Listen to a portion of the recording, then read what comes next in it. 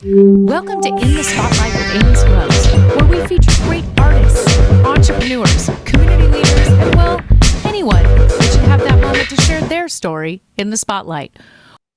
Thank you for joining us here on another In the Spotlight with Amy Scruggs. I am your host, and we have an incredible guest here as always. But this is a first-class top talent in the bluegrass genre. His name is Billy Droze, and we've got him with us today to talk about his history in music, what he loves about being a part of bluegrass, and he is really making a great impression out there in the music industry right now. And we've got him here. Thank you so much, Billy, for joining us. Welcome. Thank you for having me. I've been looking forward to this because we get to pick your brain as a fellow musician. This is a very special time. Billy, walk us through your background with music. Like everybody else, you probably started at 3, right?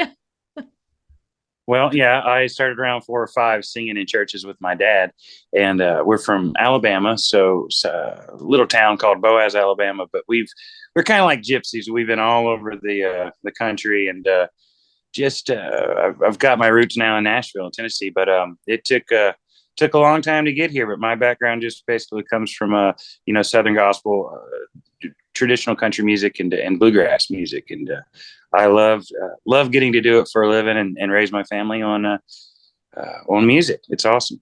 We're going to talk about that more because raising a family while being out in music is it's a whole show all by itself. And you have somehow mastered it. It looks like you do anyways, what I see out there. But let's go back to doing music with your family. I made my kids come along and do music with me, but I didn't have that on my side. For you, starting that way, did you feel music was already in you naturally, or do you feel like you learned it because of the environment you were in? When did that really start to flow through you, that it wasn't something you did with them, that's something that was really in you?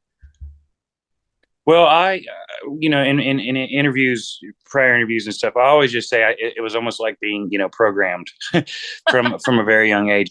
Always something that I knew that, that was absolutely my calling card in life. And I think I was just born with it in my spirit to get out and make music and try. I mean, like most artists, I wanted to change the world with the ideas and the thoughts that God gave me in my heart and soul.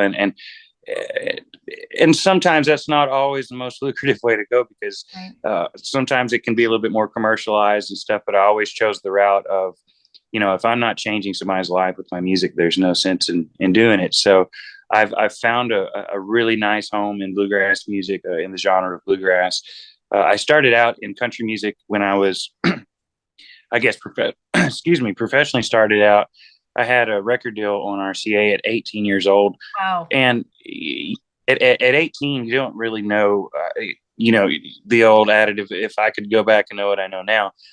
But I don't necessarily think I would change many things. It was a climate in country music at the time where it was really kind of taking a turn for more of a commercialized pop sound, if you will. And that just never was my strong suit, was never that. And so, and I stayed at it for, 10, 15 years, just really chasing that dream. And one time I was riding with a friend of mine, Ronnie Bowman, who's very successful in the genre of bluegrass. And I told him, I said, man, I think I just want to, because I grew up on bluegrass, I want to go back and just make the record that I want to make, that makes me feel good in here, And so, and I was kind of green as to what the climate in bluegrass was. And so he kind of started, giving me some pointers and how we could do that.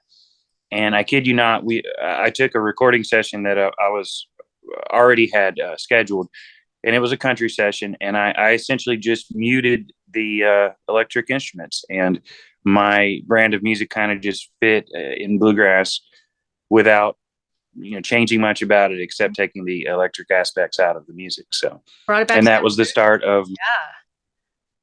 yeah, that was the start of my bluegrass career, and that was about 6 years ago. So when we finally decided to make the change, so, but I still love country music and do a lot of it in my live shows. So, What instruments? What did you start with? piano and guitar. And I'm miserable on the piano. I use it only to write these days. But I'm miserable on the guitar. So see, we're a perfect combination. there you. I'll play guitar, you play piano. We'll hit the road. Perfect. So you found the love with the guitar, the passion. What about the vocals? When did you notice that you had that ability? Because it's one thing to play an instrument. It's another thing to say, wow, I've got the voice that goes with this. And it's Well, okay. the singing was yeah, the singing was absolutely first in my life, and then around 12, 13 years old, I discovered that hey, I got to have some kind of prop to go along with my singing, and started playing at around 12 or 13 on the guitar.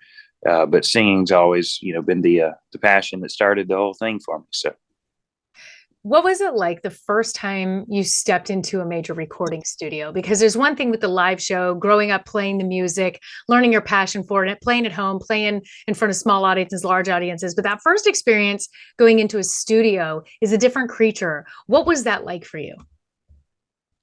yeah, I was about 15 years old, and I've always had a passion for like productions and recording. And even as a kid, I had like a reel to reel thing that I'd record my cell phone, and just so I've always had a passion for it. I went into a studio called Micron Studios in South Pittsburgh, Tennessee, scared to death. I think I was about 15.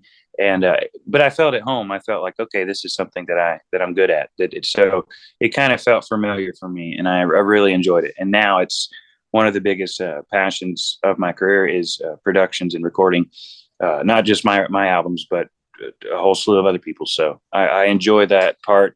I'd say almost as much as the performing aspect. So. Mhm. What was it like for you when you first heard your recording back? Because that's another big deal. We put it out there, we're live, but when you actually hear that first recording come back to you, and you were only 15, you were a kid. How did that feel hearing your voice? And what have you noticed on how it's changed to the voice you have today? Uh, yeah, that's a loaded question. It was, yeah, I really enjoyed it. I thought, okay, this is good for a 15-year-old, and it was good. I mean, but now, like, I would cringe if somebody would play me that, because at 15 you can't know what a 20-year career will make your voice into. And so I had some real different eras of my voice, and of course, like, growing up, you have your heroes and people that you try to emulate and be like, but really finding your own voice is a strong suit of mine as a producer. I really try to take singers and say, okay, let's get out of you your heroes. Essentially, let's make it you. And because we've already had a George Jones or a Merle Haggard or Randy Travis, Right. and nobody's going to be a better Merle Haggard than Merle Haggard. So, or so on and so forth. And so the only reason I can teach that is because I had to learn it for myself. I was just a Keith Whitley nut, huge Keith Whitley nut, and so I thought, Keith. I yeah, I thought I had to sound like him, and then I realized, well, that ain't gonna happen. And so then I just began to draw from other my favorites, like Marty Raybon of Shenandoah and stuff. And so I guess to be a good singer, you steal from the best of them and hope you can put your own in there, and have something unique and different that people like to hear. So. Well, what you pointed out is brilliant because finding that voice that's yours. Yes, the influences are always in there. We all bring those influences in Hmm. as artists, but for you to realize this is my sound, this is me, Yeah. what sets you apart now really as an artist and why you're getting such incredible momentum and visibility and followers. You've got great fans that follow you. How do you Well, I'm how so do you thankful. love your fans? What is that like for you as you've watched people really endear to you and want more of what you do? We just got back from Florida the other day, and it's so neat when you have people that actually come out to shows only because they want to hear something that you do. And man, I will sit and talk with them as long as they want. I love them dearly, and I know that they're the reason why I get to punch my own clock when I want to and raise these babies. I stayed on the road for a big portion of my career up until now, and now I kind of just do the things that are really intriguing to me. I mean, I can. We started the interview at my studio, so my studio is about uh, you know half 2 city blocks away from here. It's not far at all, and so I get to work from. I run my whole production company out of off the property here, so I just get to go up there and make music, and when it's something that is feasible and I could take the family and stuff like that, we'll go out and play as many shows as they want. So Well, have a family, having a family while being an artist, but you also have a family and a wife that is an artist, and you have Yes. kids. Let's talk about how you've taken growing up in a family of musicians, and now you've created your own family. What is that bond like for all of you? And also, is there any a little bit of that competitive edge in there? No, she knows I'm boss. No, well, to be honest with you, I met Maria. I met Maria when I was doing a festival in Lithuania, and which is across the ocean. And I was really nervous because there's about 25,000 people there that night, and was like the largest crowd I'd ever played for. And she was opening with like a local band there from where she's from. And I just told the guy that was playing drums for me at the time, I said, I'm going to marry her. She was doing a sound check. And he said, yeah, right, whatever. And of course, the rest is history. 13 years later, and four beautiful children. And so Maria, I had to coax Maria more into hers it was a passion for her, of course. But when I started the record label, RBR Entertainment, I needed a guinea pig, and I knew that she has like the most beautiful angelic voice. So I said, Maria, we're going to put a record out on you. If it works, we're going to grow this company. And she wasn't reluctant, but I mean, she's a mom. She loves being a mommy, and so there's a lot of stuff that goes along with being an Yeah. artist. And she's really come into her own now, and I'm very proud of her. We just finished her first album, and as far as the rest of the family, I've never tried to push it on my children because I know how hard it is. If they ever come to me and say, "Hey, Dad, I want to take this for a career," then I'm in a good position now at this point to be able to lay it out for them and say, "Well, this is how it works." But my 2-year old, she sure does have some pipes. So I think the 2-year old is going to be the singer. That's some great wisdom, Dad. I also firsthand have experienced that with two out of my four being musicians and watching it evolve naturally and helping advise them, but also helping them just find their own way and what they want with that, what instruments they want to play, and where they want to go with that. And it's been a really fun journey. And I know you're on the same journey right now. Let's talk about some of the music. Of course, you love every song equally. Everything you've ever done is perfect. However, I know there's always those special songs that maybe for you, it's like, I love performing this one, or I have an emotional attachment to that one, or this one is the one the fans love the most. Do you find that those are sometimes the same or different? And let's start talking about some of the songs.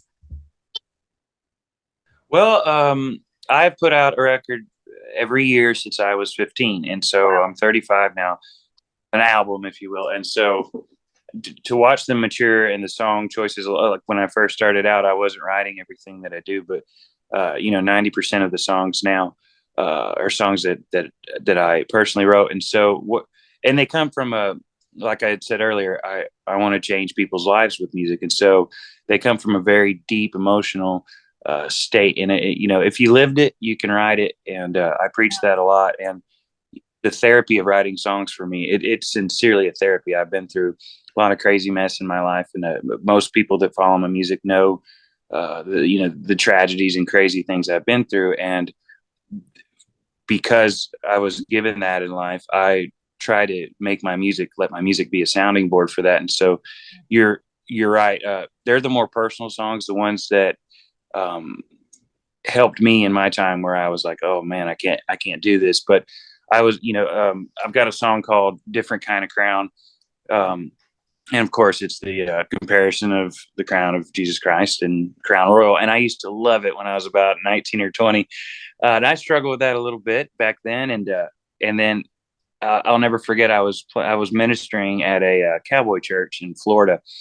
And this guy was just kind of weeping on his knees at the altar. And I thought, man, this is exactly why I sing and write music.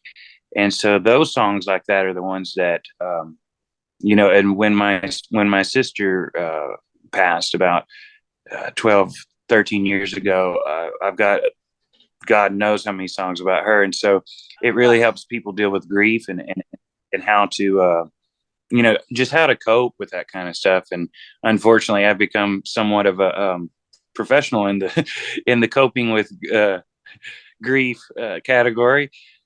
And I can be like, woe is me. But if I can help somebody else be able to get through those tough times in life through music, then that's exactly why God's put me here Yes, that's to why be we an say entertainer. music is a gift. Music really is a gift. It's a healer. It's an inspirer. It brings joy. We emotionally attach to songs. It allows us to go through healing, to celebrate. There's so many things that go along with music, and what you've brought is a gift, and it's amazing what you do.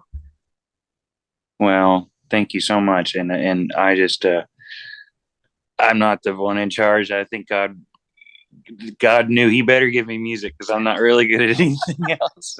Well, he clearly gave this to you. Let's talk about any upcoming projects. Is there anything that you can share that maybe we're not supposed to know? Something you can share? Any secrets? I promise I won't tell anybody. But what do you have coming up? Yeah. Well, we have the brand new album. I think this will be my fifth Grass album, and it's called Billy the Kid. And it's pretty cool. And I really got to let myself experiment on this project. Of course, through the pandemic and different stuff, we cut about 2 records through all that, and it sincerely gave me a lot more time to pay attention to detail and stuff. And I just did stuff that I really always wanted to do, but never really was brave enough to do. Like, so on this brand new album, we have 2 mariachi songs on it. Like, it's the first time bluegrass has ever been paired with mariachi music, which is kind of a music of my heritage. My mother is from Guatemala, and so they're completely in Spanish. And so I think a lot of bluegrassers are going to be like, "What in the heck did I just listen to?" But I like to do things that are unique and different, and outside the box. And so we got the permission to kind of explore on this one. And of course, so if I ever explore, I make sure that I pay homage to rootsy traditional grass and traditional roots music. So I might have threw a few curveballs in there, but I definitely on this album did some stuff that I generally wouldn't have done. So I'm excited about it. I'm excited to see what the people say about it. And I can't so wait. Billy the Kid comes out January, I think. So excited for that. Very exciting. I can't wait to hear that. Everybody listening and watching this, make sure you remember that January, that album is coming out.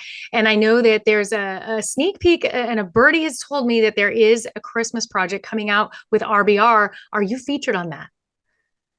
Yes, ma'am. I did 2 songs on there, and it's a 10-song compilation. And this is the first Christmas album I ever got to produce, and it was really neat because it was neat and different in the same token because we were singing, the Christmas songs in July. It was a little different, but and I tell people it's more about Jesus and less about jingle bells. However, we did record jingle bells on that as an instrumental with Josh Swift, and he just completely nailed it. And it was neat to get everybody together and be able to everybody have an offering that's from the label. And so I produced a track on my wife. One of my favorite Christmas songs is "Mary, Did You Know?" Yes. And love it. So with Mark Lowry, and bless his heart, he was sweet enough to come in and sing on that with us, and he's become a dear fan. So he wrote it, and he said that, I wrote that one song, I don't have to write anymore. Wow. Yeah, exactly. He does it. That's like, writing Happy Birthday or Amazing Grace. I'm still waiting on that. Right. This is so fantastic. I'm telling you, I personally cannot wait for this album to come out. It is going to be incredible and one for everybody to have. And Billy, all of your music has just blessed so many lives. You are truly an artist, and one that if you haven't followed Billy before and don't know his music, you need to follow him today. Where can everybody find your music? Are you on all streaming platforms? What's your website? Tell us now how we can reach you, follow you, and share your music. We're definitely on all socials. Billy Droze at Twitter, Facebook, all of them. Farmersonly.com. That's a joke. www.billy.com. So wherever you can find artists, you'll find me. And I try to be really adamant about making relationships with the people that reach out to us, and just write them back and let them know that I'm very appreciative of them following my music. So, Billy, it was an honor to be with you today. So excited. Thank you. It was Thank you for your contribution to music and especially to bluegrass music. And congrats on all your success and excited to see what's up ahead for you. Everybody follow Billy Droze music. This is definitely one that you want to have in your catalog. Thanks so much, Billy. Thank you for listening to In the Spotlight podcast. For more information, you can go to amyscruggsmedia.com and make sure and follow on social media at Amy Scruggs Media.